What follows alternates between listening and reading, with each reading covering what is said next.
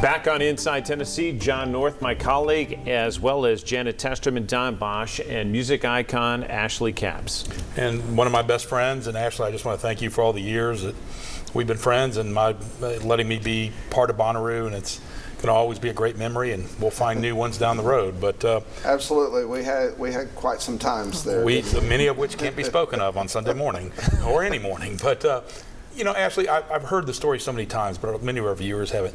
Tell us just as briefly as you can, I suppose, how you got started with Bonnaroo and the story behind it, because it's really an amazing sort of catch a tiger by the tail story. Well, it's hard. It's always hard to know where to begin with that story. But we had AC Entertainment had been formed back in 1991. And we were trying to build a business and build a concert promotions business all through the southeastern U.S. Concerts in the summertime were mostly outdoors and mostly in amphitheaters, and Knoxville didn't have an amphitheater.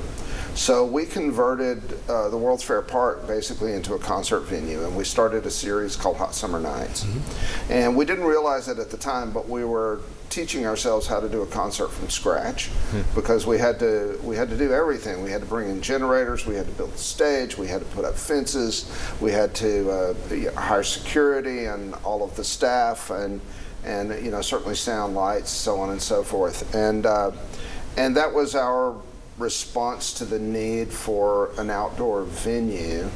And then the city made the decision to build a convention center, and that shut down the World's Fair Park. It was the launching pad for the construction, and we were like, oh no, what are we going to do now? And it was also at a time where the concert business was becoming much more consolidated. There had been the first roll-up effort of promoters under the banner of SFX, which later became Clear Channel. And so we were trying to find a place for ourselves in the landscape that we could make a mark. And I was when I say we, there are many other independent concert promoters that were, struggling with the same issues. And I had met the Superfly team in New Orleans. But I had also been going to Europe. My wife's from Germany, and we've been going to Europe for a number of years and seeing the very vital concert landscape there. I mean, there were literally hundreds and hundreds of music festivals across Europe. And I kept wondering, why isn't this happening in the US? And and these were like major rock festivals like Glastonbury and Roskilde, and Woodstock had been a major influence as well, so I'd had that kind of bug since I was 14. I didn't go when I was 14, but I was 14 when it happened, and it was kind of a galvanizing moment where you're like, oh my God, I missed out. And all of these things really came together. We needed an outdoor situation.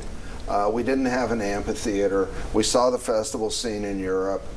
There was a festival scene in the States because bands like Phish had started to do their own signature festivals. There was always a bluegrass festival scene, and there were jazz festivals and festivals like New Orleans Jazz and Heritage. So there were precedents for it, but with rock festivals, everyone had they had created one like Woodstock or I'm spacing out on Lollapalooza, maybe. Well, this was before Lolla was created, but there'd be one, and then people would never again. we're never going to let you do this again. What did you expect for your first festival, the first year? What were your expectations for the first year that you did Bonnaroo? We hoped to do maybe 35 or 40,000 people. And did you advertise? No. And how many people showed up? 70. You had to be a little freaked out. Well, that's its own story, because when we did not advertise and we did not sell tickets through Ticketmaster, we did it through Music Today, and which was a ticketing company that had been set up to do artist ticketing. So certain artists, especially those associated with jam bands, had developed fan clubs on the internet, and they were selling tickets directly to their fans. And that group of artists was the core around which we built the first Bonnaroo. We're talking The Dead, Fish, Widespread Panic. Widespread Panic. Widespread Panic was key. They're the first band that said, yes, we will do this. And they had played Ella Garouz. Back in, I met those guys when they played Ella Garouz in 1990, and we continued a relationship. I was doing concerts with them all over the Southeast, and so went to them with this idea. They're like, we think you're out of your mind, but we'll do it. And that was kind of the pivot point for all of it. That was a history lesson. Janet, we're going to jump into you with some questions in the third block here. We're going to take another quick break on Inside Tennessee, and we're back with more.